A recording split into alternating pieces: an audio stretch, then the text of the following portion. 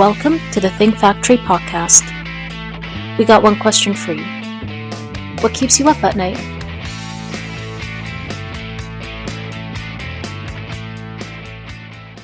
Welcome back to the Think Factory podcast, and I'm your host, Chris Santomassimo from OGC Solutions, and we power the Think Factory podcast. I'm excited to be with my friend Mark Hahn, who's the Senior Managing Director at Graphic Arts Advisors. So welcome to the podcast, Mark. Thank you, Chris. Thank you for having me on the podcast. Oh, it's my pleasure. So I'm going to let you introduce yourself in a minute, but Mark is about as close to the M&A market in printing and packaging as anyone, and he's an author of a report called the Target Report that I look forward to every time it's published. So, Mark, tell us a little bit about Graphic Arts Advisors and the connection to the print market. All right. Well, Graphic Arts Advisors is an M&A advisory firm. We focus solely on the printing and packaging and related graphic communication industries. And what that means is usually if we're involved, somebody somewhere is putting ink on something. Not always, because there are marketing service companies that we've worked with, but usually it has to do with printing technology. And the firm is comprised of 5 partners. 4 of us are ex-printing company owners, myself included in that group. I sold my company 21 years ago. I have a partner in Seattle, a partner in Kansas City, a partner in Palm Beach, and then a partner in New York. The 4 of us who have sold our companies, we kind of come at this from a different perspective, which is, I guess one way to say it is we've walked the talk, I guess is how you'd say it. Yeah. And then my 5th partner, John Hyde, is an attorney, licensed, non-practicing. And John, for some reason, got involved in the printing industry 40 plus years ago, and he's been involved in, dare I say, hundreds of M&A transactions in the industry. So that's who we are. And so what do we do? About half our business is sell-side M&A. We work on a retained basis for sellers. We bring companies to market, and then we advise on the process through to a close.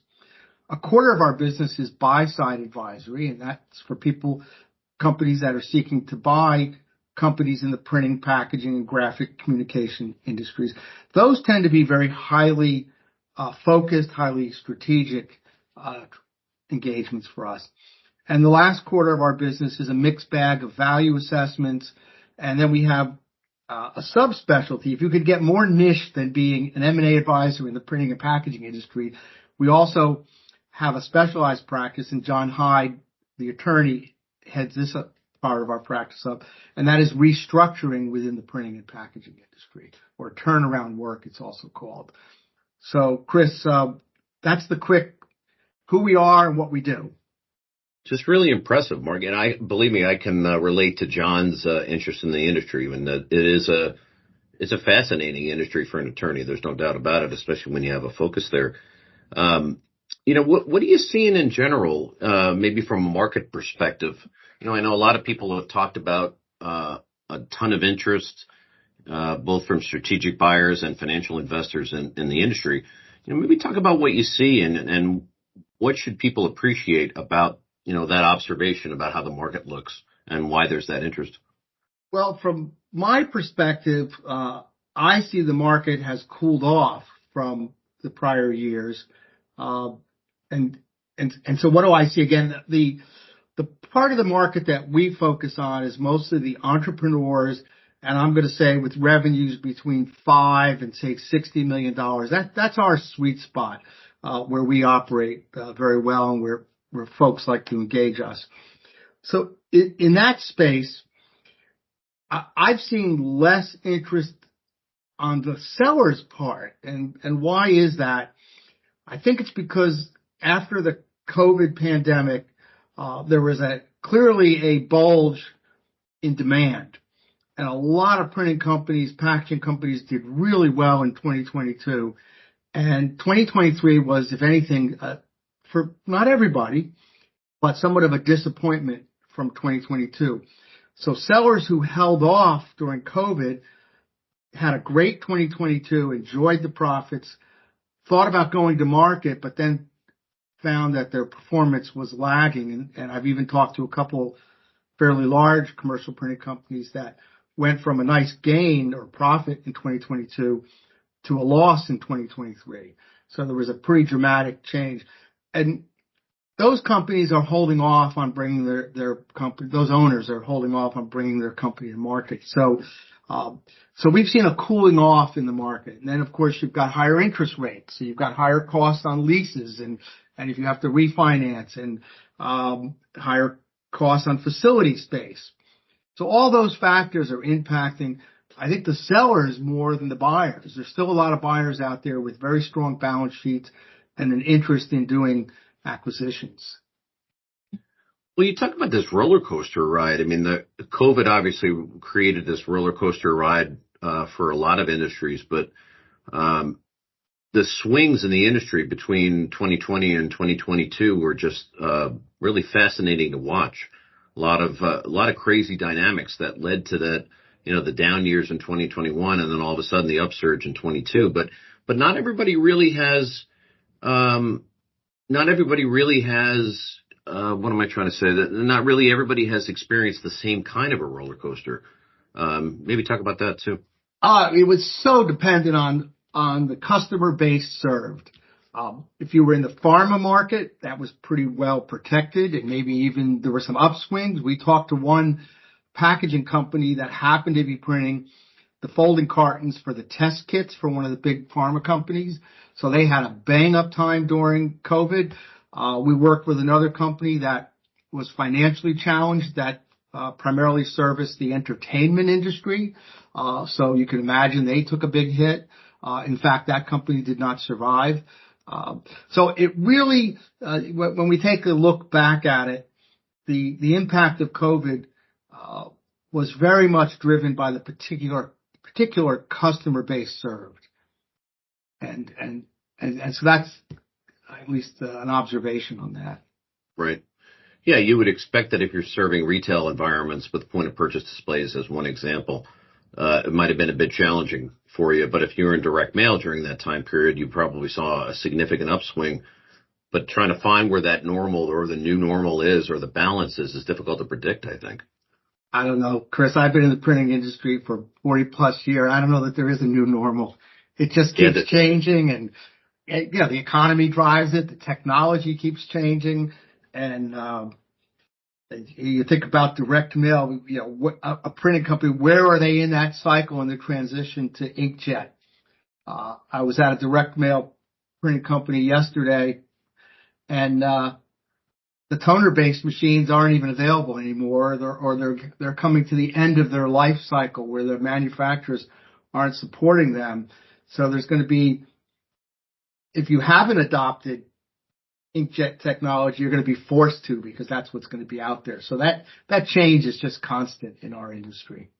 That's true. Yeah, and the financial investment is tough to keep up with for some folks that aren't, investing on a regular basis because they're always a generation behind on equipment. So maybe that's challenging for pricing of an ongoing business too. It's a great question. It's something that I think a lot of owners don't really think about. And for example, we would get the elderly owner who listens to webinars, and they're all thinking about multiples of EBITDA, and they do their calculations, but they have very old equipment, and maybe they're working a lot of hours, and they're not realizing that buyers are going to factor the age of that equipment into their valuation. They may pay them a 4X or a 5X or whatever, but then they're going to discount it because they have to go buy new equipment. And I don't think that's so well understood, because the multiple of EBITDA methodology has one major flaw, and that is the capital equipment expense, and how does that factor into it? And buyers aren't going to miss that, but entrepreneurs aren't so well versed in that. So it brings up the question about where in the capital equipment investment cycle, or CapEx cycle for short, should you be thinking about selling? And I think the answer is somewhere in the middle of that cycle, because if you're at the end of that cycle and you have all old equipment, one, you're going to start to become less competitive with the competition. You may be making money, you may be doing well, but eventually those lines are going to cross where if you're running, let's say, a 1996 Heidelberg and you're doing great, eventually that printer down the street who's got an 8-color Perfector UV LED press, they're just going to be so much more efficient that they're going to pass you up, and there's no way you can compete. So at some point you're going to need to invest. So you don't want to be at the end of the CapEx cycle, but you also don't want to be at the very beginning, because at that point you've got all the debt associated with it, and that equipment hasn't started to produce the EBITDA, so you're less likely to get the value, the company value from that equipment. It does not mean that a buyer won't recognize that the equipment is new and so forth, but so it's just probably preferable to be somewhere in the middle of that CapEx cycle when you go to market. There's just one more complicating factor in trying to find the right value for one of these businesses at the end of the day. Because, there's so many factors, as you're saying, that go into it. Where are you in the cycle? And the equipment doesn't last or have as long a useful life as those old presses used to. If you get 7 to 10 years out of some of the newer equipment, you're probably doing pretty well. At least in what I've seen. Yeah. Yeah, so, I would agree with that. Yeah. The the 50-year-old Heidelberg press that still runs like crazy, on the offset side is not going to necessarily serve you in the future with the newer generations of equipment. Yeah, 15 years is probably getting long in the tooth. Yeah, no doubt about it. And yeah, you've missed probably 2 or 3 cycles of technology and efficiency in the meantime, right? Yeah. So that's something that owners don't think about and realize what the impact on their value is going to be. Other things, one of the issues we see over and over again in the printing industry is customer concentration. It's just endemic in our industry. And as an ex-owner, I understand it. I had the same issue because you get a big client, you're doing well, they keep giving you work, you don't turn it away. But expect that if you have customer concentration, it's not only going to impact the value, but it's also going to impact the structure of the deal. And buyers will want to structure more of the deal as an earn-out based on retention of that customer. Right. Yeah, but there's a lot of there's a lot of uncertainty, and when you've got 1 or 2 or 3 big clients that comprise the majority of your revenue, because what happens if you lose one. I've heard so many times, well, we've had this customer for 20 years, but that doesn't mean you're going to have it another 20 years. So, yeah. So that's an issue in our industry that is, as I said, it's endemic. It's recurring over and over again. Do you see a lot of your sell-side customers as they're, going through their normal day-to-day business, forgetting about the sale, when they're thinking about different complementary lines, you've got a typical or a traditional printer, commercial printer that wants to think about packaging or get into direct mail or branded merchandise. Are they typically investing in the equipment to do that work and then getting the business, or are they waiting for the business to show up and then figuring out how to do it? Well, printers love equipment. That's true. And I was just talking to somebody yesterday, and really nice people, but they're focused on buying a new piece of equipment with new capabilities and then finding the clients. And my comment, hopefully being thoughtful about it, was that this is a pattern that we've seen over and over again, that maybe you want to think about who are the customers and see if you can get some of those customers and possibly outsource the work first. And, but typically printers will buy equipment and then look for the work. And hope and pray and work hard to get it, right? Yeah, exactly. It's the nature of entrepreneurs. Not everybody, of course, but. Yeah. Are you seeing any segments of the industry that are hotter than others? I mean, packaging has been over the last 5 or 6 years really hot, and everybody wants to talk about getting into it. But other than packaging, anything else that you're seeing, and maybe even the other side of it? What's down that used to be up? Well, in terms of values, packaging has certainly been a whole different world than commercial printing, and I would even put some tier levels there. I would put folding cartons above commercial printing, and then labels, and then flexible packaging at the top of the stack, so to speak. Mm-hmm. And then adding digital flexible packaging. Well, that's really got some, pizzazz to it right now. But even that's cooled off with the higher interest rates, because in a lot of ways, the hot market for labels and packaging companies has been driven clearly by the interest of private equity in the business.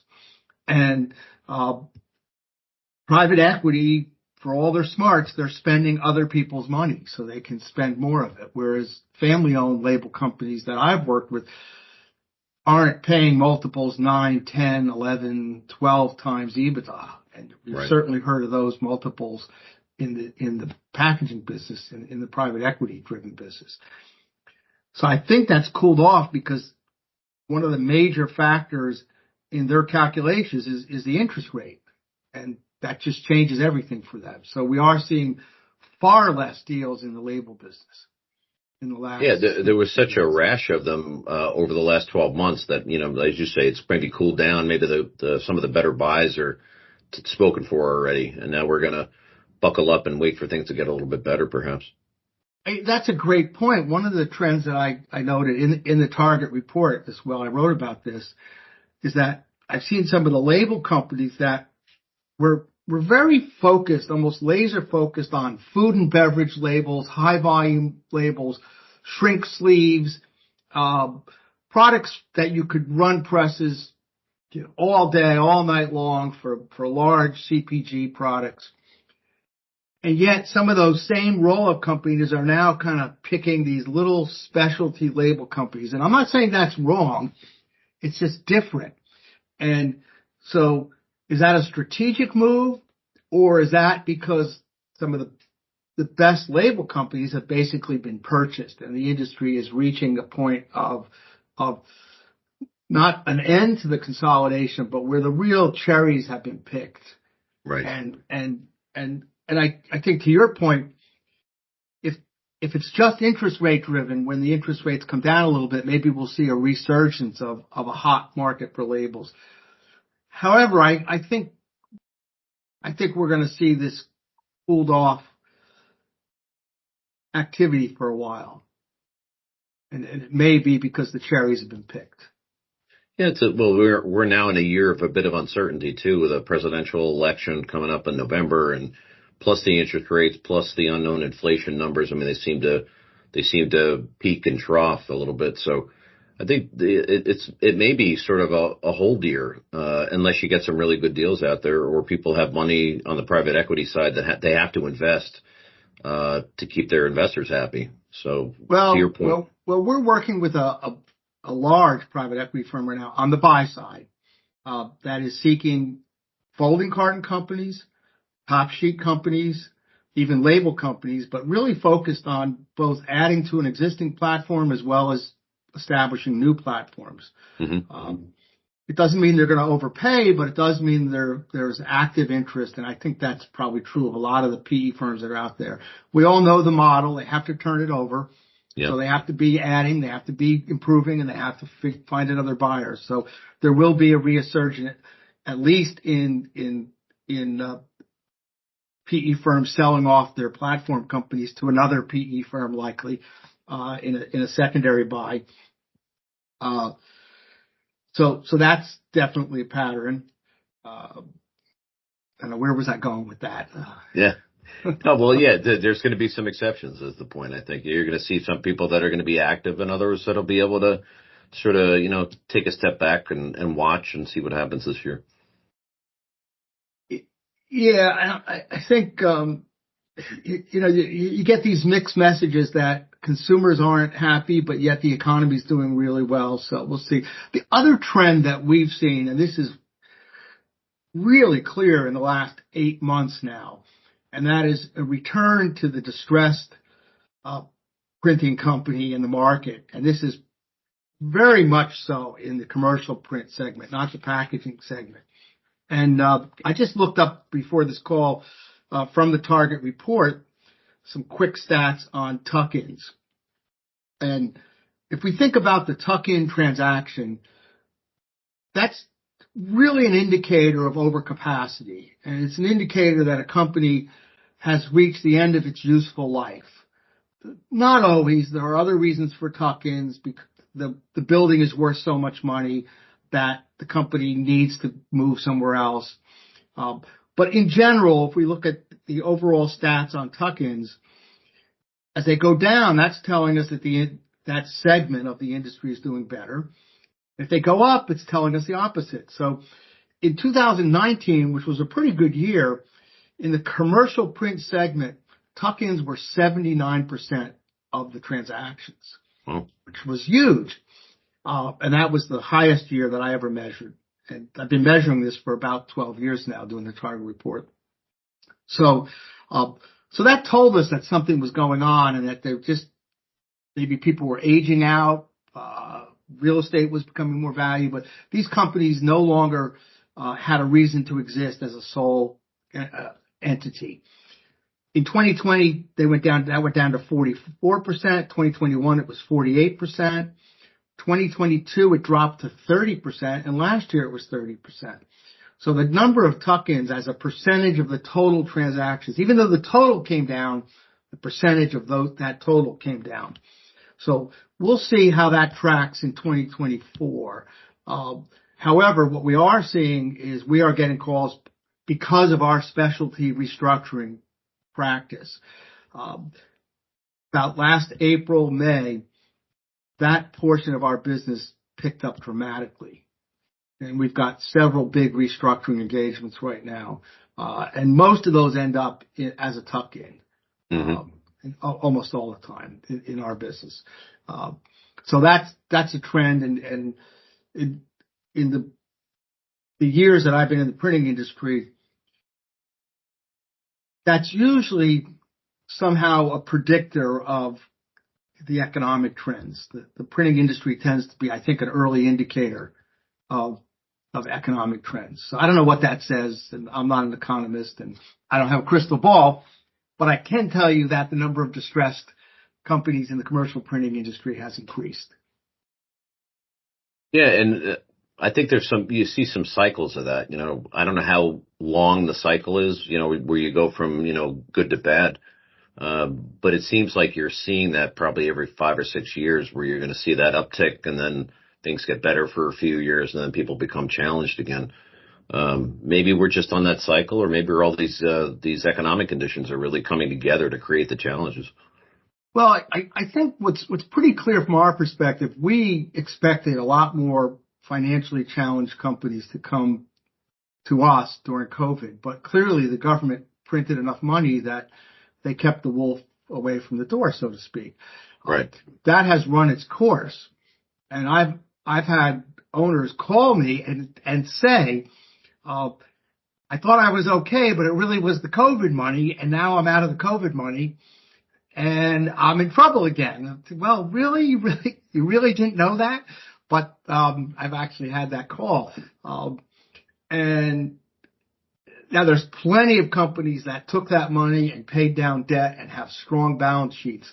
But there's enough companies that were not well run or just had old equipment or old owners, whatever the issue is. When that money came to an end and played out, they are now needing to do something. So I suspect that we're going to see an increase in tuck-ins and in the next year or two. So the restructuring practice, as you say, your work is going to help stabilize the company and eventually lead to a sale. Outside the restructuring, any recommendations for business owners as they start to contemplate a sale? How long should they give themselves, and what kind of things should they be thinking about? Well, it's actually quite a long list, and the simple answer is it's the exact same things you should be doing to run your business well. And so just run your business well, which means avoid customer concentration, keep your equipment up to date, one of the key things you want to do is have a plan, execute that plan, and then measure against that plan. And why do you want to do that? Not just because it's good business, but when you talk to a buyer, if you can say, here's our plan going forward, their question is going to be, well, that's just a plan. But if you can back it up and say, yes, but here's our plan from 3 years ago, and we executed and we measured and we achieved, now that gives your plan more credibility. So that's something you can do. It's so obvious, but have your bookkeeping bulletproof. and have it, maybe more important than bulletproof, have it consistent. If you're going to sell your company 3 or 4 years ahead of time, get your books in really good shape, talk to your CPA, figure out where your expenses should be, get your payroll tax, get your benefits up in your cost of goods sold, allocate the right amount to your sales force, allocate the right amount of those expenses to your operations and admin force or part of your P&L, and keep it that way. Have it consistent so that a buyer can see percentages from year to year, not have to do somersaults to figure out what you're actually doing. In conjunction with that, if you cannot run your business as a lifestyle business, and I realize that a lot of entrepreneurs, that's part of what they do, but it does make your company, one, harder to value because buyers are going to question the validity of an ad back. Was it really an ad back, or was that necessary for the business? And two, it just lends credibility to the business to have less personal expenses run through the business. And I realize that's a tax implication. I understand all that. However, buyers like cleaner businesses. There's a higher level of trust that business is going to continue that way. Well, and I think just as a matter of human behavior, if the potential buyer has to, you use the phrase, do somersaults or handsprings to be able to understand the books. I mean, they're probably going to look a little less critically at the books if they all kind of make sense and they're consistent. Because you think that there's something lying behind the financials that you really ought to dig to make sure you got the truth. If the truth is evident from the surface, then it's a lot easier. Yeah, so that's something you can do in advance. So that's one of the things that I would recommend. It's hard to do, but sell when the times are good. Mm-hmm. Sellers will say, well, I'm making more money than I ever made, so I'm going to hold it for a couple more years. But, those of us who are older know that times that stuff happens. Go out on top, right? Yeah, whether it's, 9/11, the recession, or COVID, or whatever it is, it just happens. So we don't know what's going to happen or when it's going to happen. So if times are good and you're ready to sell when the company is growing. Buyers are buying the future. Even though we're valuing it based on the past, they want to see a bright future, and nothing is better than increasing revenues, increasing profits, and leave something on the table for the buyer. Well, to your point, maybe this is a good summary, is run the business like you're never going to sell it and you're just going to grow the heck out of it. And that's going to put you in a good place when you do decide to sell. That's really the case. Yep. But think about that CapEx cycle, where you are in it. And that's a timing question. Another point is, depending on the size of the company, have a solid middle management in place. Have if not an ownership succession plan, have a management succession plan. Because if a buyer is going to put several $1 million in your pocket, it doesn't matter what you say, they're going to think that you're going to be less interested in the business. And yeah, that's a huge point. And I think a lot of companies, whether it's in print or packaging or beyond, they sort of forget about that. They just expect people to sort of grow on their own somehow. And in reality, that doesn't happen without the company support, I don't think. So if you can, bring up that next, you never know, maybe it creates an option for you too. If you really do spend the investment on in growing your people, maybe they become part of the solution going forward. Who knows? Absolutely. As an owner, make yourself less important to the business. Right. If you're thinking about selling. Yeah. We've had sellers who are very proud of what they do, and they're proud of how much they work, and they're proud of everything they do, but they kill the deal by explaining to the buyer how important they are. And so it's kind of ironic, but we've seen that happen. So that's another thing that I would bring up. And I don't know where we are in our time frame here. So, but just quickly, an understanding of net working capital requirements. A lot of entrepreneurs don't spend time thinking about net working capital, how much money they have tied up in the business. And they don't understand that buyers expect that to come along with the business. And I'm not talking about a $3 or $4 million a year business. That's a different ballpark. If you've got a substantial sized business, be thinking about your net working capital. I have this conversation probably once a week with owners, and they're like, well, what are you talking about? They're just not thinking about that part of a sale process. They're thinking about a multiple of EBITDA, but not what's required to run the business. So that is important to think about. Yeah, and avoiding the impulse buying and make sure your receivables are current as best they can be, too. Absolutely. I'm happy to talk with owners anytime about these topics as well. Well, this has been a great discussion. You asked about timing. We could probably go on all afternoon, but we'd probably have to break up the podcast into volumes. But this is great advice, I think, for anybody who's out there in the market. I would love for you, Mark, to just share how folks can get in touch with you to have those conversations. Well, we have a website, graphicartsadvisors.com. You can also go and look at the Target Report online, and that's www.thetargetreport.com. So either through the Graphic Arts Advisors website or the Target Report website, you can reach me. My email address is there. Our phone numbers are there. Happy to chat with people at any time.